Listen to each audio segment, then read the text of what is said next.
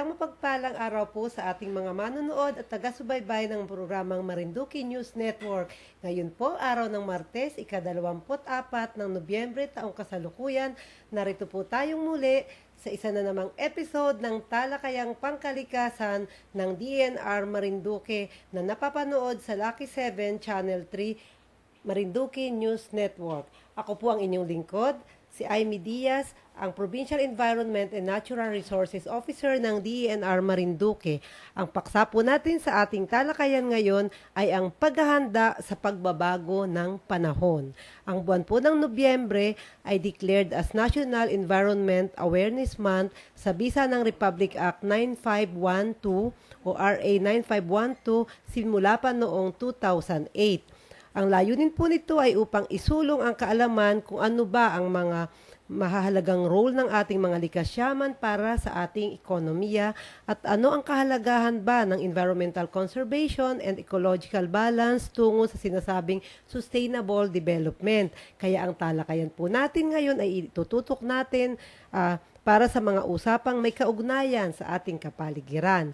Ganon din po, tuwing ikatlong linggo ng Nobyembre kada taon, ipinagdiriwang naman po natin ang Climate Change Consciousness Week. Ngayon po yon, ngayong linggong ito. At yan ay sa bisa naman ng Presidential Proclamation number 1667 na na-issue noong 2008 din po.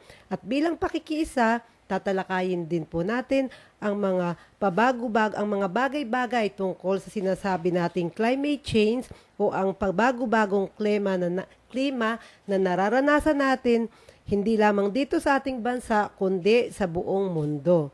Sa ikalawang bahagi po, napakapalad po natin dahil sa ikalawang bahagi po ng ating programa ay magkakaroon tayo ng panayam sa isang espesyal na panauhin upang talakayin ang mga bagay-bagay tungkol naman sa mga geohazards na matatagpuan dito sa ating lalawigan.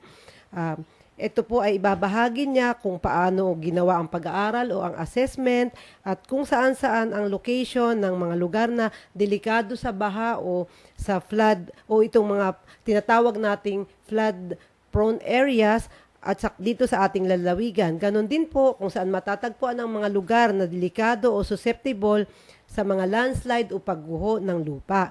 Abangan nyo po at ipakikilala ko po sa inyo mamaya ang ating panauhin. Direct po yan from Manila. Walang iba po kundi si Regional Director Roland De Jesus ng Mine and Geosciences Bureau ng aming kagawaran. So, at this point po, nais ko pong kamustahin kayo. Kumusta na po ba tayo after po ng ating mga nagdaang bagyo? Tsak na maraming mga napinsala. Dumaan syempre, nandyan si Quinta, si Rolly, tapos sinundan pa ni Ulysses. At sigurado po ako na maraming mga kababayan natin ang mga nasiraan o nawala ng mga ari-arian. Kaya po,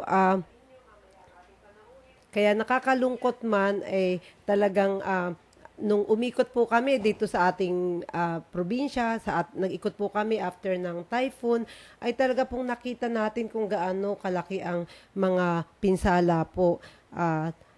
Tingnan nyo po, may mga ilang video footage po kami na i-share sa inyo.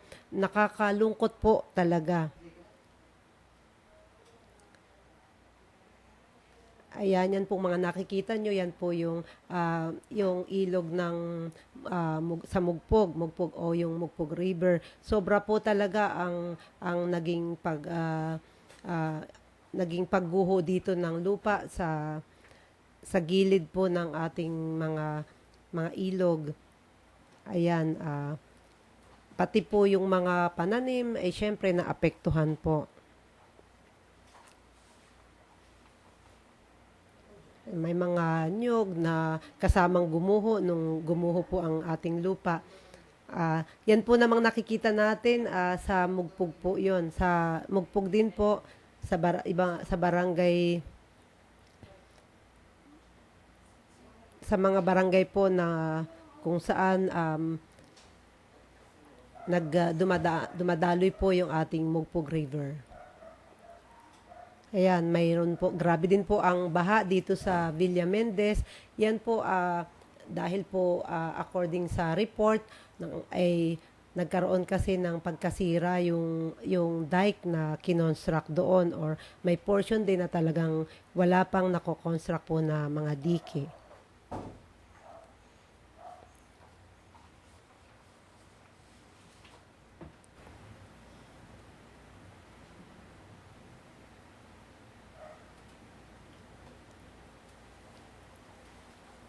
Ayan, part pa rin po yan ng ating pag-iikot, part pa rin po yan ng Mugpog River.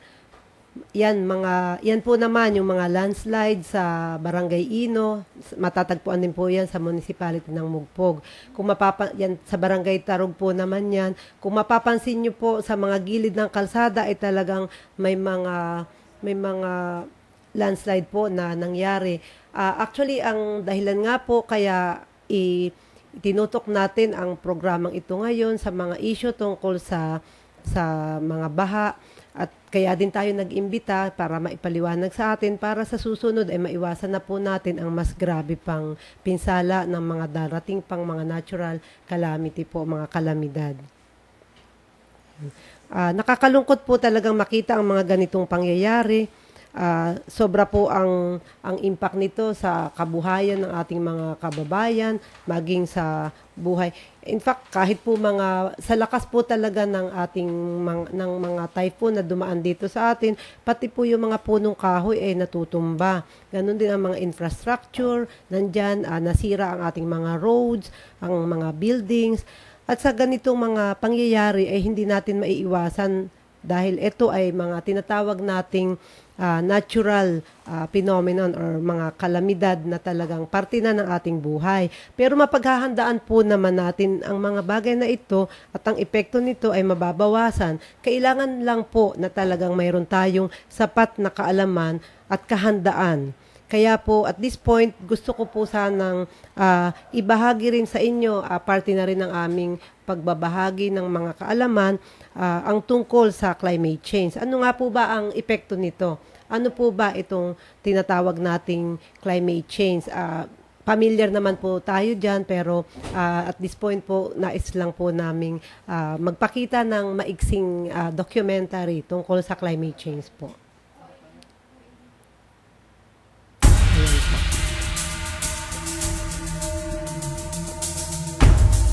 Ang pagbabago ng klima ay hindi katang-isip lamang.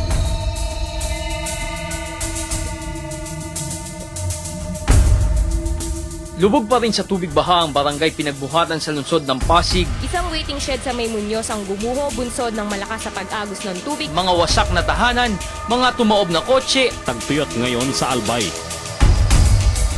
Kapag umabot na sa hangganan ang pagngangalit ng kalikasan, hindi ito namimili. Bata man o matanda, may kaya o dukha, sa lungsod man o sa kanayunan.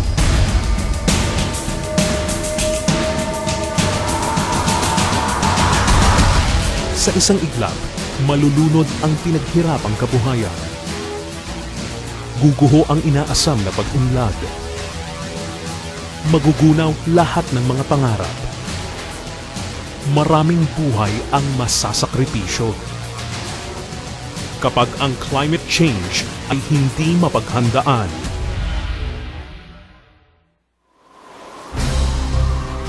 Mas matindi, mas madalas, at mas mapanira ang masidhing pagbabago ng klima. Walang tigil ang pag-init ng temperatura. Tumataas ang karagatan. Humahaba ang panahon ng tagtuyot. Samantalang mabagsik naman ang buhos kapag tag-ulan. Dahil dito, malawakan ang pagkasira ng ating mga pananim at palaisdaan. Nauubos ang sari-saring uri ng mga halaman, hayop at isda. Maraming nagugutom. Tumitindi ang problema sa tubig at kuryente. Maraming nawawalan ng kabuhayan. Apektado pati pangangalakal. Nanganganib ang kalusugan natin at ng ating mga anak. Hindi na rin ligtas ang ating mga tahanan o maging ang mga infrastruktura ng ating pamayanan. Milyong-milyong piso ang nasasayang. Libu-libong buhay ang nabubuwis. Sa bawat pagsusungit ng langit o sa pagdalang ng ulan, oras na para tanggapin natin na walang tunay na pangako ng pag-unlad at walang buhay na maaaring magpatuloy kung hindi tayo aagapay sa mga pagbabagong dulot ng climate change. Ang solusyon ay nasa ating mga kamay. Nasa tamang pamumuno na may malawak na pananaw, na marunong umintindi at tumugon sa mga bagong hamon ng kinabukasan.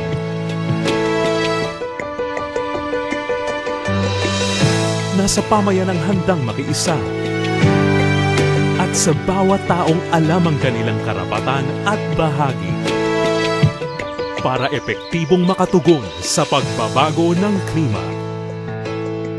Kaya pa rin nating mangarap ng isang masaganang bukas kung sama-sama tayong aagapay sa pagbabagong dulot ng climate change. Pag-aralan ang mga panganib na dulot ng climate change sa sariling pamayanan at alamin ang mga kahinaan sa pagtugon dito.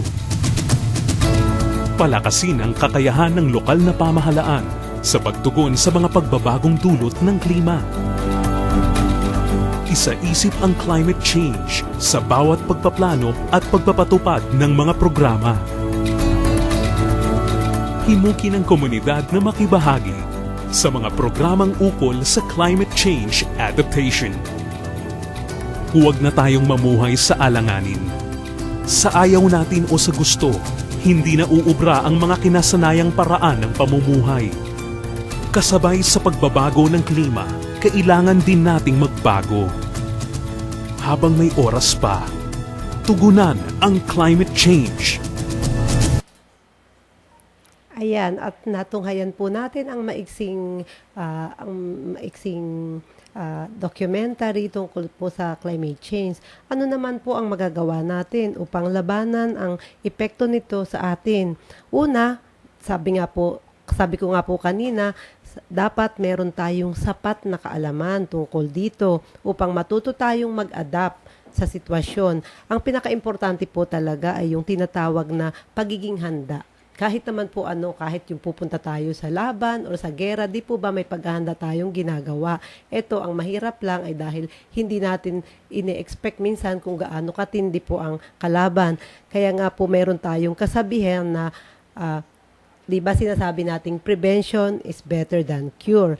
At isa sa mga nararanasan natin pag may bagyo o may pagbaha ay itong mga landslide na kagaya nga po ng pinakita natin kanina sa mga pictures at videos, may mga pagbaha.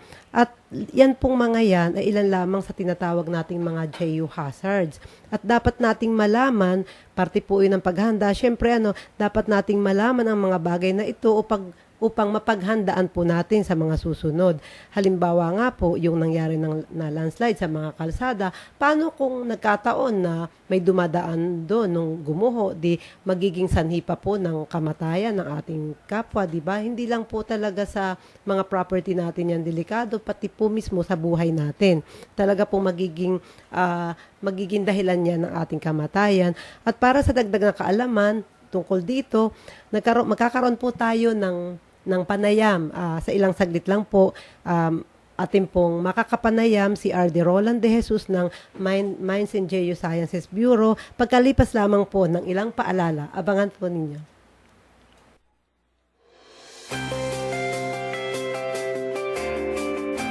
Ang lalawigan ng Marinduque ay matatagpuan sa timog kanlurang bahagi ng Mimaropa at kinikilala na pinakamaliit na lalawigan dito. Tinaguriang Heart of the Philippines na may kabuuang sukat na 95,925 hektarya na binubuo ng 73,720 hektarya ng alienable and disposable lands at 22,205 hektarya ng kagubatan o forest land. Ang National Greening Program ay nagsimula noong taong 2011 sa lalawigan ng Marinduque So bali po ito ay isang programa ng gobyerno na naglalayo na mapanumbalik ang ating mga likas yaman upang sa ganon ay magkaroon ng kapakinabangan ito sa mga tao. So sa mga tao po ay nagkakaroon po sila ng panandaliang hanap buhay kung saan ay nagkumikita sila ng kanilang pang-araw-araw at nasasagot ang kanilang pang-araw-araw na gastusin. Hello? Hello?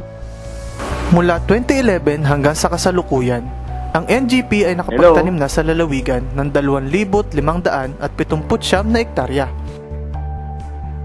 Ito ay sa ilalim po ng National Greening Program na ito po ay yung mga abandoned na fish pond dito po sa sakop ng barangay ng Buliw at sakop ng barangay Kayduki. Na ito po ay mayroong lawak na 26 hektar na may kabuuan po kaming itinanim dito na 65,000 na propagols. Kaya kung tingnan po natin ay malaki po yung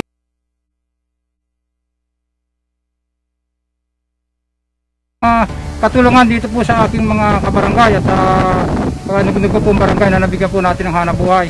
Hindi lang po yung mga kalalakihan sapagkat tinapairal po natin yung sinasabing gender, mga kababaihan din po ay kasama po natin sa pagtrabaho dyan.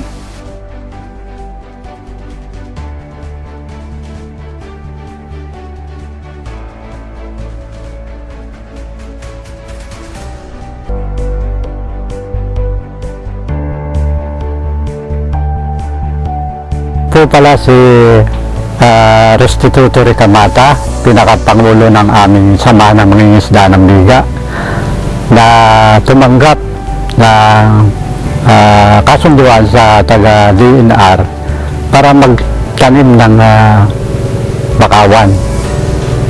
Ito po ay dati, ito ay yung plain na lugar, wala kang makikitang bakawan. Kundi noong 2013 na tanggap ko na yung pagtatanim at ito ay sa panahon ngayon ay nakita ko naman na maganda maganda ang naging resulta. At saka kung sakasakali yaman nila at siguro naman ay marami din yung nakakakita nito na mapapatunayan nila na maganda ang naging resulta ng pagkasundo ko sa DNR. Ang National Greening Program o NGP ng DNR na ipinatupad dito sa lalawigan ng Marinduque simula pa noong 2011 hanggang sa kasalukuyan ay masasabi natin na matagumpay naman sa kabila ng mga ilang pagsubok din na naranasan natin o na-encounter habang ini-implement ang project na ito. Pero naniniwala kami na pagpatuloy nating puprotektahan at tulong-tulong nating pangalagaan ating mga na-establish ng plantation sa upland at dito sa mga mangrove areas ay maibabalik natin ang malinis na hangin at lumpi ang kapaligiran dito sa hugis puso na lalawigan ng Marinduque. Tunay na kalugod-lugod pagmasdan ang lunti ang kapaligiran. May pag-asa pa.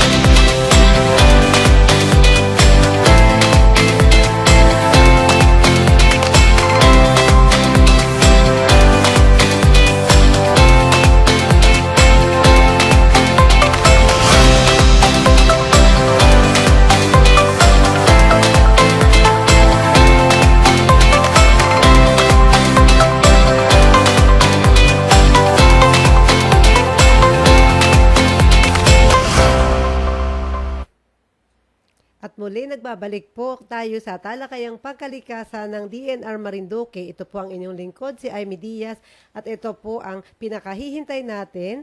Ikinagagalak ko na pong ipakilala sa inyo ang kagaya nga po ng naipangako ko kanina na meron po tayong panauhin direct from Manila. Ikinagagalak ko pong ipakilala sa inyo ang ating guest na ngayon ay makakapanayam natin upang ipaliwanag ang mga bagay patungkol po sa geohazard dito sa lalawigan ng Marinduque. Ang guest po natin ngayon ay ang pinakamabait, awardee at gwapong Regional Director ng Mines and Geosciences Bureau ng Mimaropa Region. Also, siya po ay nakasama ko, dating former colleague ko rin po ito sa dati kong office. Let's welcome R.D. Roland de Jesus. Hello, sir. Ay, hello. Magandang hapon sa iyo, Penro Amy, at sa iyong mga taga-subaybay sa lalawigan ng Marinduque. Thank you sa iyong pag-introduce sa akin. No? Kulang pa yun, sir. Kulang pa. Hindi naman. Sir, base po kasi sa... by the way, sir, baka gusto niyo munang bumati po sa ating mga... Baka may gusto kayo batiin. Kung nakikinig ang ating kagalang-galang na gobernador, kagalang-galang na gobernador Velasco, at ating vice gobernador, at lahat ng opisyalis ng Marinduque, mayors, councilors, everybody, and all the residents of Marinduque, magandang hapon po sa inyong lahat. Ayan. Thank you po, sir, and welcome po. Base po sa pag-aaral o assessment na ginawa ng MGB or yung Mines and Geosciences Bureau, kung saan kayo po ang head dito, ang lalawigan po ng Marinduque ay napatala na siya ang number 1 sa pinaka-susceptible sa landslide. At bukod doon, marami pa ring mga geohazard na talagang Kaya po, sir, inimbitahan talaga namin kayo kasi napapanahon po talaga ngayong sunod-sunod ang bagyo, nararanasan po talaga dito yon. So, sa punto pong ito, sir, baka pwede na po na ninyong ibibigay ko po sa inyo ang buong oras para po talakayin ang bagay na ito. Paano po ba ito ginawa? Okay.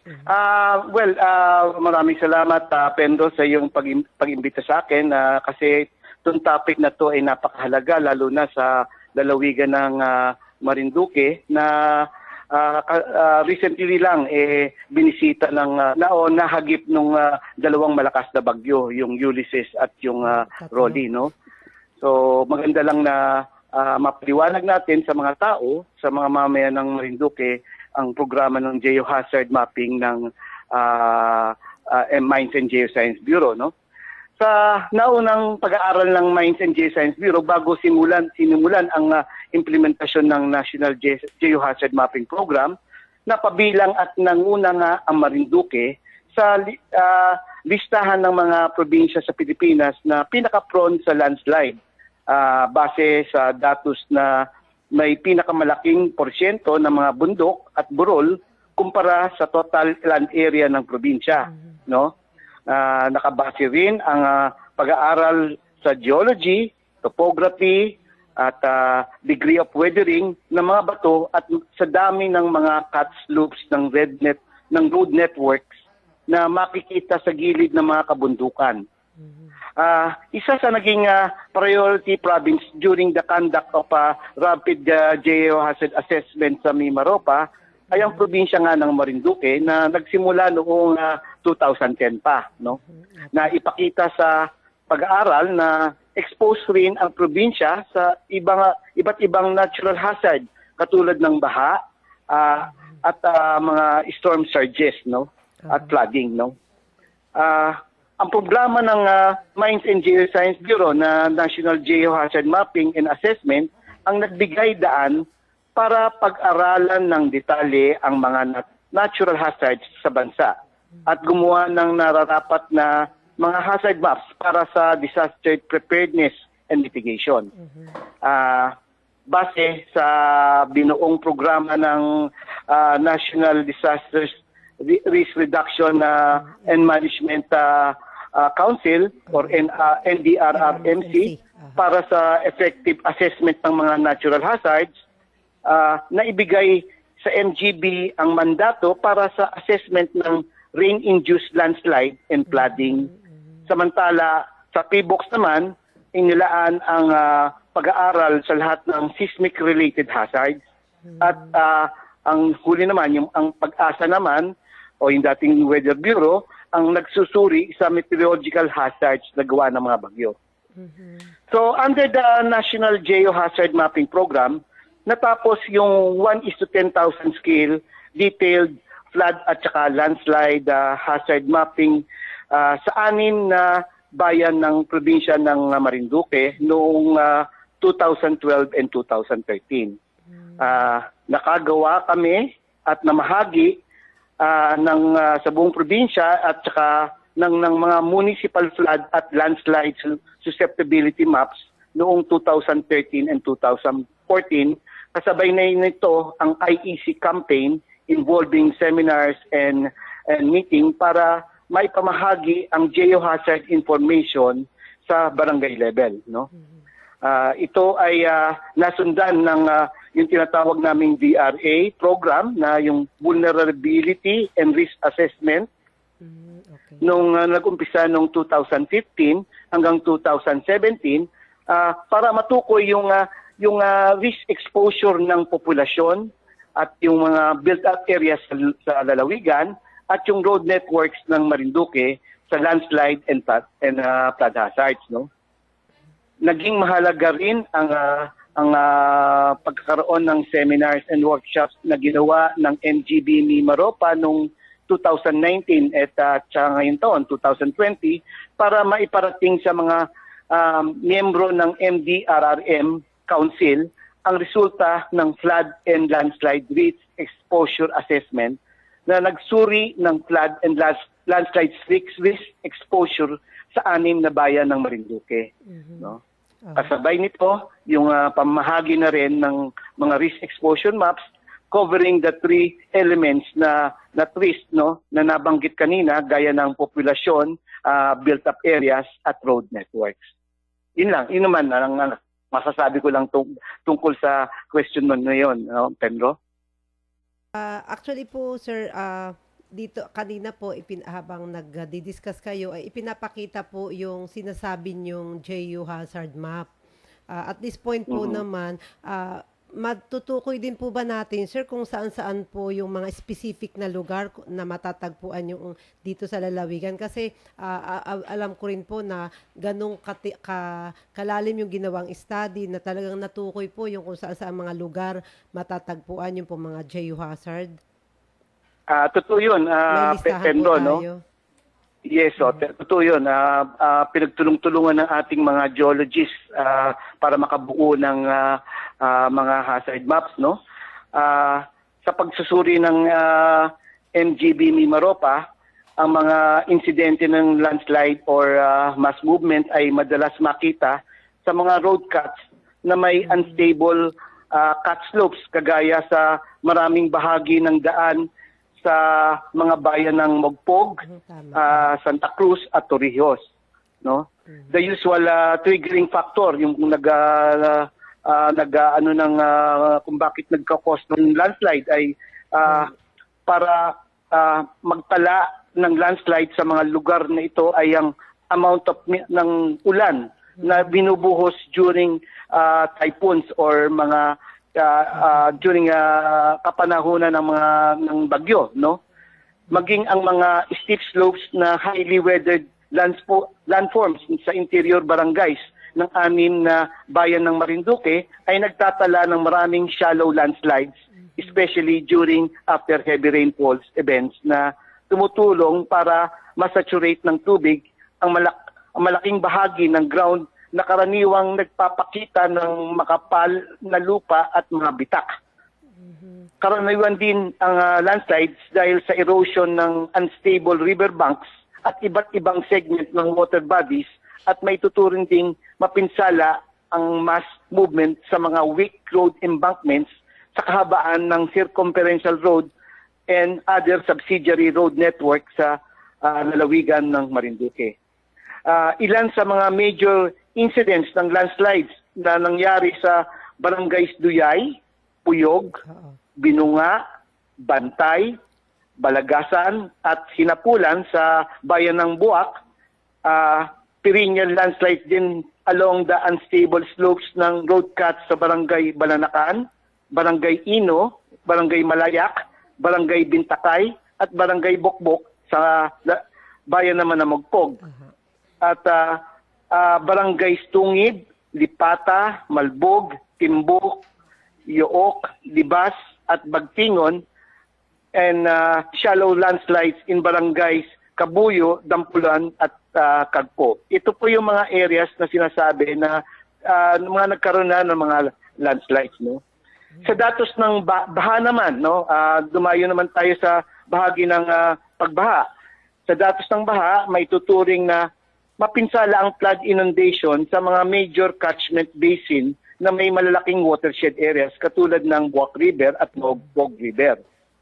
Ang overflowing ng mga highly silted na ilog sa downstream areas at pagbaha sa mga lowlands ay madalas maitala sa mga active floodplains ng rivers na karaniwang pinagbahayan ng tao. Ilang barangay sa Mogpog ang perennial na binabaha gaya ng Barangay Bukbok, Butan Sapa, Malusak, Magapua at Nangka dahil sa pag-apaw ng heavily silted channel ng Mogpog River. Sa community sa low-lying areas near Buak River naman, which are highly prone sa baha during extreme rainfalls, no, ay yung overflowing ng Libtangan River, Tiguan River, Dawis River, Matandang Gasan River in the municipality of Gasan, and also yung Ambulong River and Tawiran River that caused major flooding in the municipality of Santa Cruz. Binabaha rin ang mga komunidad near the floodplains of Buangan River and Cabuyao River sa municipality ng Torrijos at ilang bahagi rin ng floodplains ng Sabang River and Kaingahan River ang binabaha rin sa munisipyo ng Buena Vista. Sa pag-aaral ng MGB ni Maropa, na-identify namin ang mga barangays na sa 6 na munisipyo ng Marinduque which are considered as high and very high susceptibility to landslide and flooding. So, yung makikita niyo sa listahan na siguro ngayon, pina-flash nyo ngayon, Yes, kung ano itong mga areas na yan. Para bigyan ng babala ang ating mga nanonood o yung mga taga-subaybay sa mga areas na yan. Alam nyo, sir, nagtugmang-tugma po talaga. Yung lahat po ng mga binanggit nyo, yan po mismo ang napinsala ng husto dito sa dumaang, di ba, na-hit kami dito ng 3 sunod-sunod na bagyo po. So, yan po mismo. Kaya dapat pala talaga ay,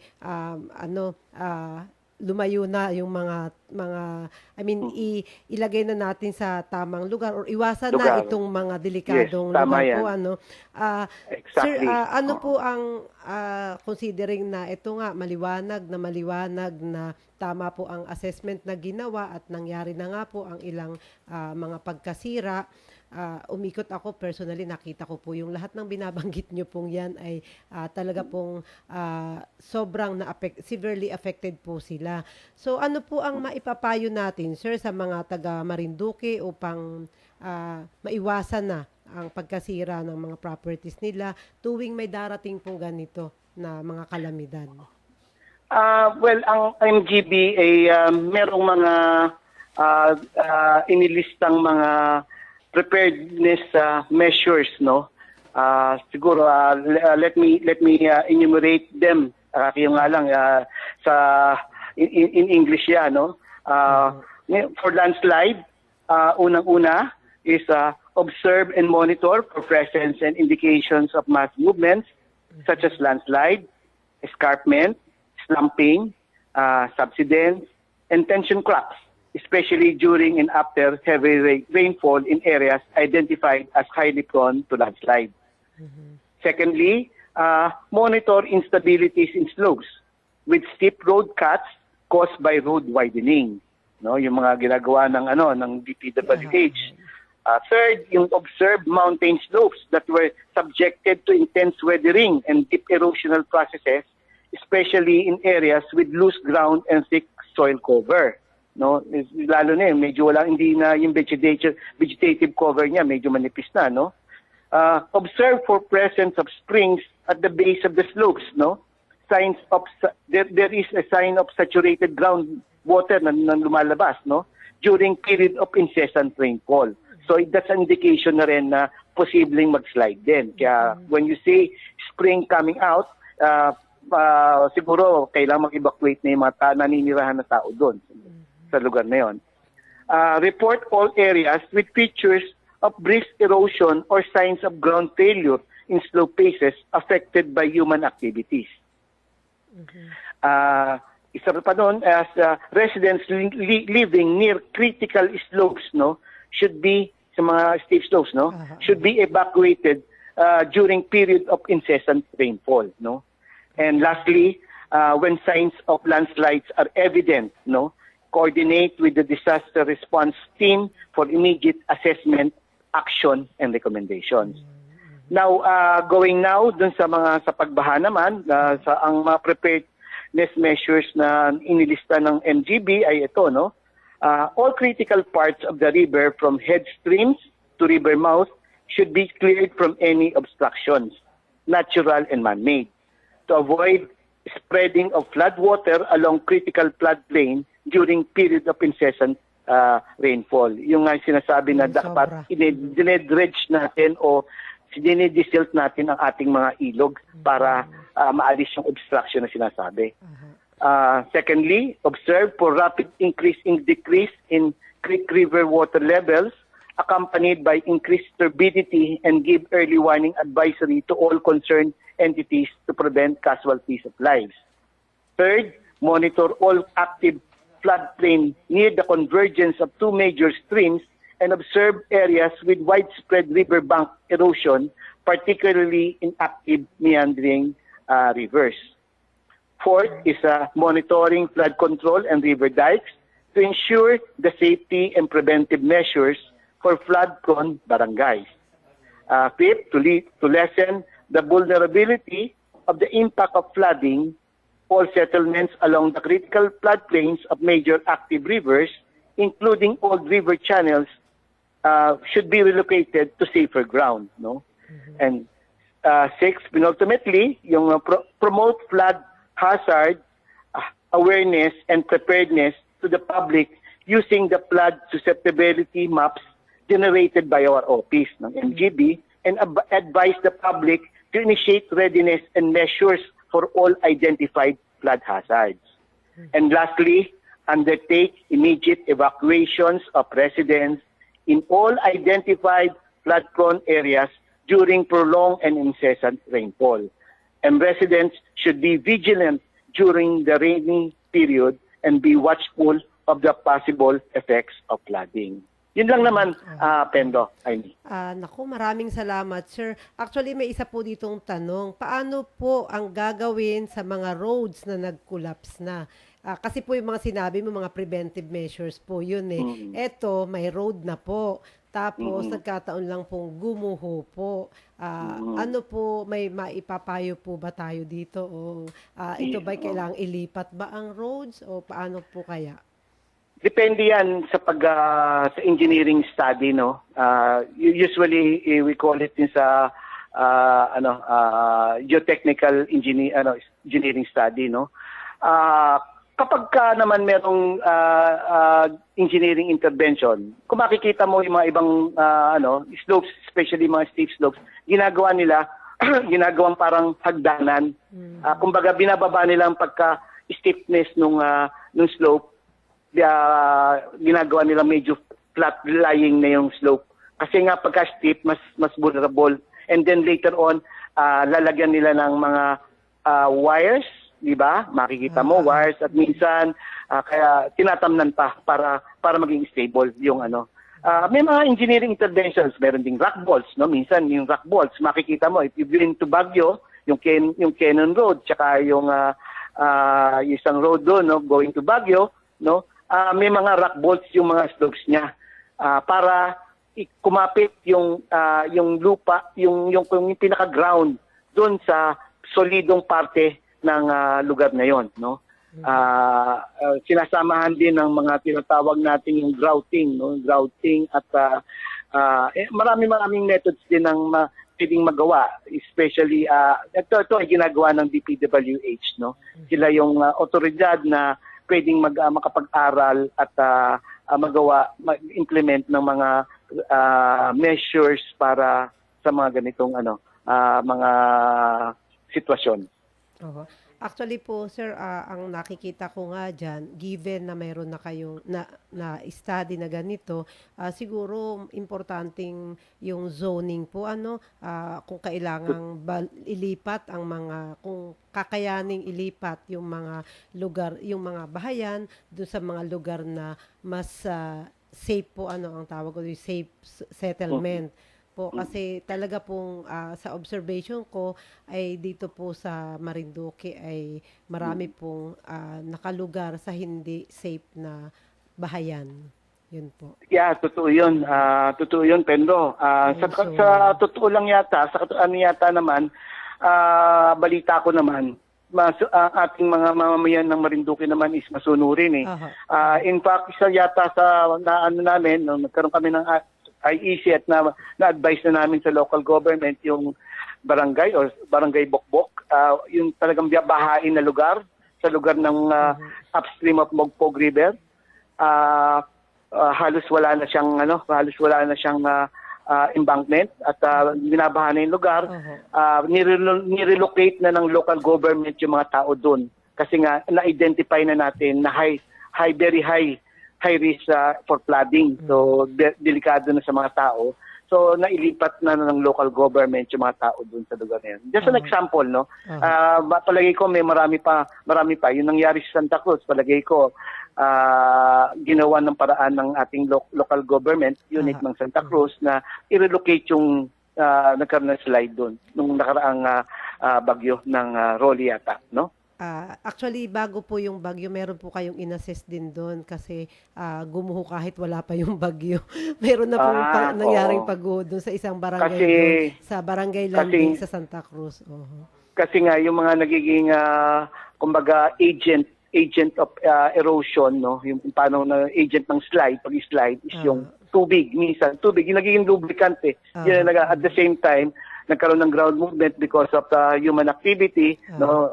And then of course yung kung malambot din yung lupa doon, magkakaroon talaga ng slide triggered by rainwater, no? Especially pagka malakas ang ulan, no? Sir, pahabol na lang po ito, yung di po ba nagkakandak ngayon ang mga empleyado nyo dyan sa yung pong sa groundwater assessment naman po, ano po naman ang relevance nito dito? Yes, yung isa sa mga programa ng ating ahensya, no, yung Mines and Geoscience Bureau na under din ng DNR, yung ground assessment program na nag-identify. May geophysical instrument tayo, no? Medyo high-tech, no? Geophysical lang ang ginagamit, physics ang ginagamit in gathering data and then interpret yung data para malaman kung merong mga lugar na posibleng maging deposito ng groundwater, na maging source ng tubig ng groundwater, no? Na especially doon sa mga lugar na mahirap ang tubig. So, pwede nilang ma-identify kung saan merong groundwater reservoir, no, na pwedeng magtayo ng bomba o water pump o yung poso, no. Kung sinasabi nga natin yung unang pa mga poso, pero ngayon di pump na, no. Pump na. Actually, sir, napakalaking tulong po nito. So, pag natapos din po itong assessment na ginagawa sa groundwater, ay malaki pong tulong ito sa mga mamamayan kasi matutukoy kung saan po saan po yung merong available pa lang groundwater po. Kasi naging isa rin pong problema yan dito sa lalawigan, yung kakulangan din ng water. Nagkaroon pa nga dito ng water shortage noong mga nakaraang taon. Kada summer po yan, may drought po dito. So malaking bagay po yun, sir. Sir, may mga gusto pa po kayong ibahagi o mga karagdagan pong gusto nyong i-share pa? Siguro bago magpaalam siguro, no? Bago ako magpaalam siguro. Well, ang masasabi ko lang is kailangan natin talagang bigyan ng pansin ang kahalagahan ng o importansya ng mga geohazard maps na pinamamahagi namin sa barangay at sa mga local government units, no? Kasi ito yung nagiging basehan ng ating mga local government units Sa pagpaplano rin. sa mga hazards na sinasabi, both sa baha at saka sa landslide, no? Madali lang naman basahin to at interpretin kasi color coding lang naman siya, no? Madali siyang maintindihan, no? And we highly recommend sa mga local government units na incorporate na to sa kanilang land use map. Yes No? po. Land use map, Yun no? pala So, sinasabi yung ko. di ba So, meron ng yun, may programa sinasabatas na ngayon na National Land Use Program, no, ng buong Pilipinas. So, malaking bagay to. Incorporate nila sa kanilang land use map tong mga geohazard maps. In planning, no, kung saan natin ipepwesto yung mga ating mga mamamayan, saan sila safe, and at the same time, saan bang kalsada dapat ang igagawin ng DPWH, ba? Something like that, no? Na makakatulong sa overall planning ng isang lugar o ng buong probinsya o munisipalidad, no? So, yun lang siguro na ang aming ahensya na MGB na nasa ilalim din ng DNR na sa pangunguna ni Secretary Sematu ay handang tumulong sa buong probinsya ng Marinduque regarding sa mga geohazards, no? At nabanggit mo nga na rin yung groundwater assessment. Kung ano man ang serbisyo na maibabahagi namin, pipilitin namin maibigay sa mga mamamayan ng Marinduque. Ayan, napaka ganda po ng talakayan natin. Maraming salamat po RD Roland De Jesus ng MGB Mimaropa Region. Talaga pong full pack tayo ngayon. I'm sure marami pa ang magre-replay nito para kasi po ito sir aming interview sa inyo ay live ngayon pero ito po ay napapanood din po sa YouTube. Pwede pong i-replay kasi magandang maipalaganap or ma-disseminate po natin itong mga information na ibinahagi nyo sa amin ngayong hapon na ito. So, yun po. Maraming salamat din, Pendo, sa iyong pag-iimbita sa akin at nabigyan mo kami ng pagkakataon na maisabahagi sa ating mamamayan sa lalawigan ng Marinduque ang importansya nitong mga geohazard maps na ipinamamahagi namin. Nabigyan nila ng halaga sapagkat napakahalaga sa safety ng buhay ng tao, no? At sa pagpaplano ng development ng probinsya.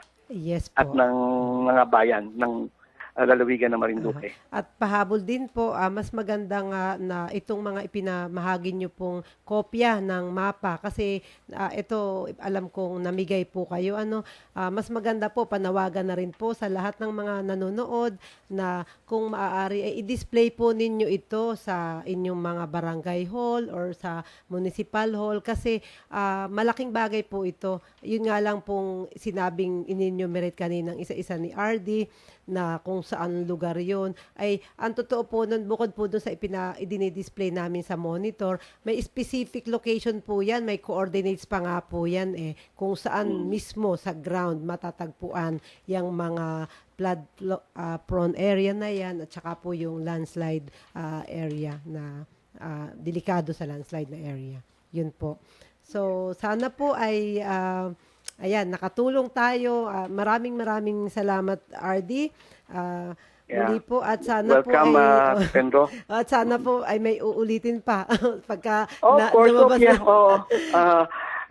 open ang lines natin para makapag mabalita naman natin sa ating mga kapatid sa Marinduque ang mga ating mga serbisyo. Ayan. Thank you very much, sir. Again, maraming salamat kay Regional Director Roland De Jesus ng Mimaropa MGB. Ayan. Thank you so much, Thank you, sir. thank you, And Pedro, God at sa bless inyong po.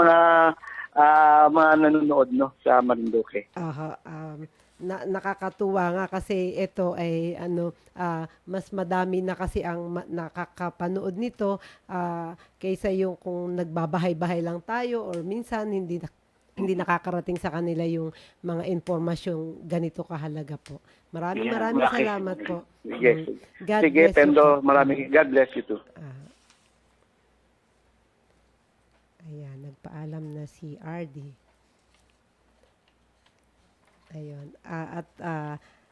Ayan, sana po ay nakatulong itong mga ibinahagi sa atin ng ating Regional Director na si RD Roland De Jesus po ng MGB. Naku, ako kanina talaga pinapakinggan kong mabuti po kung ano-ano yung mga sinasabi niyang lugar dahil talaga pong doon ko na-observe ang mga landslide at ang mga pagkasira ng ating lupa, pagguho pala ng lupa.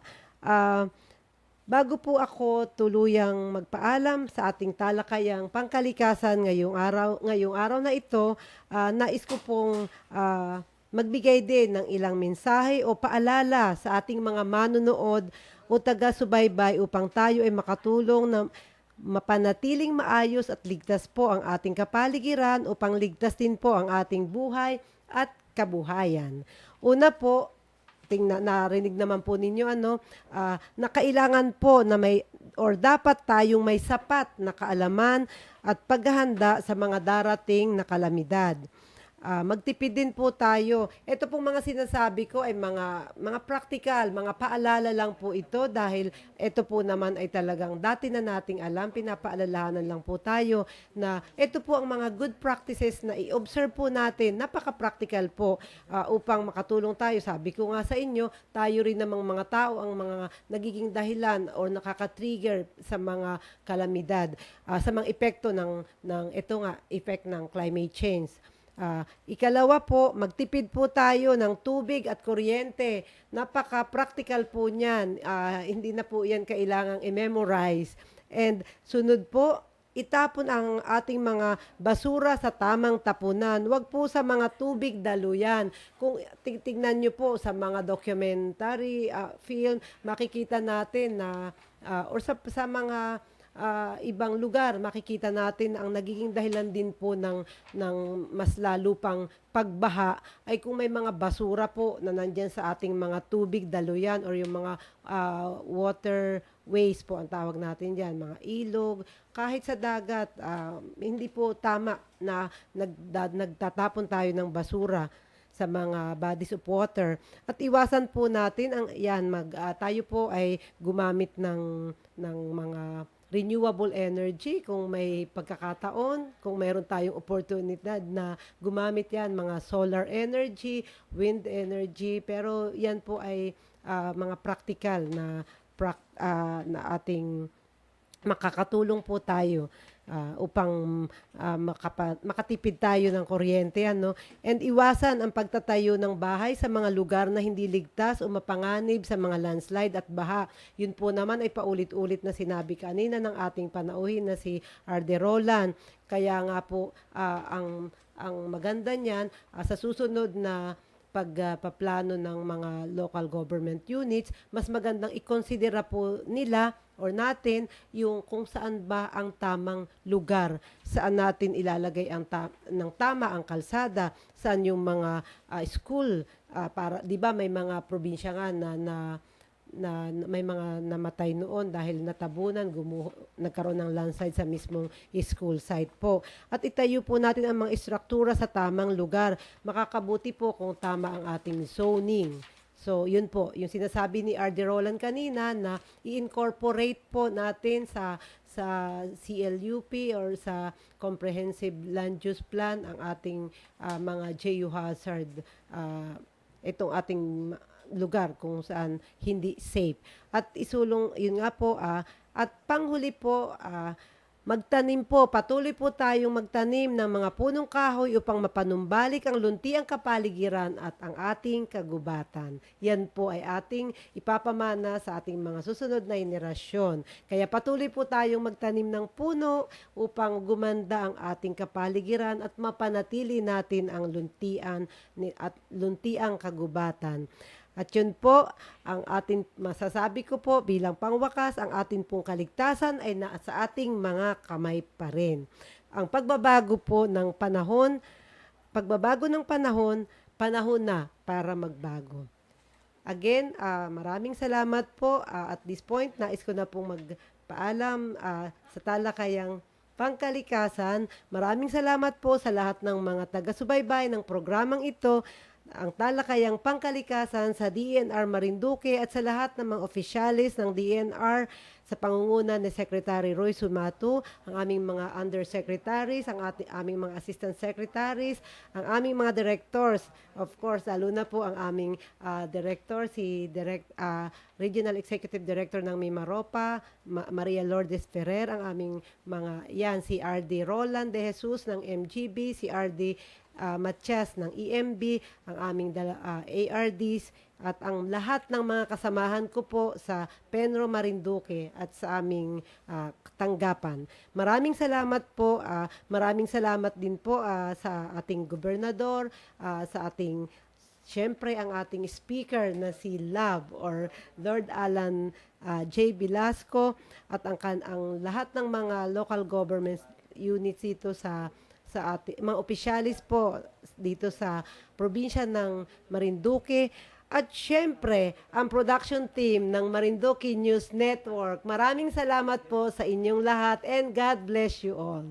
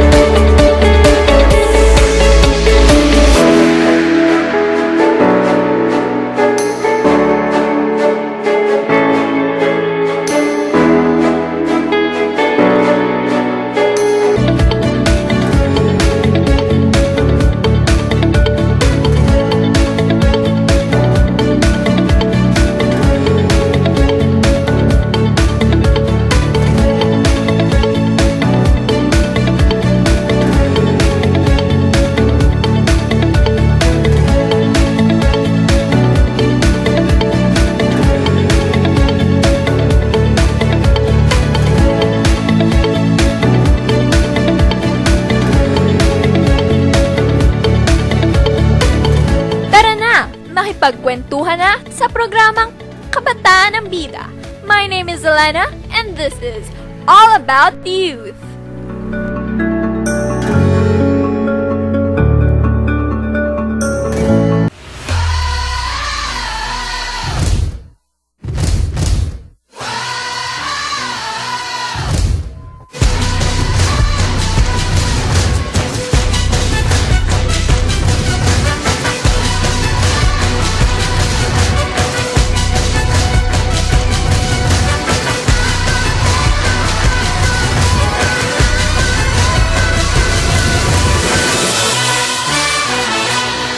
Pag-uusapan ang tradisyon, kultura at gawi ng islang sa puso ng Pilipinas sa idinisenyo.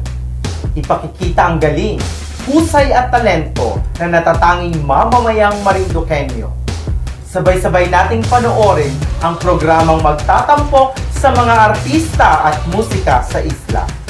Ito ang inyong lingkod, Jose Lugdad, ang baritono ng Marinduque.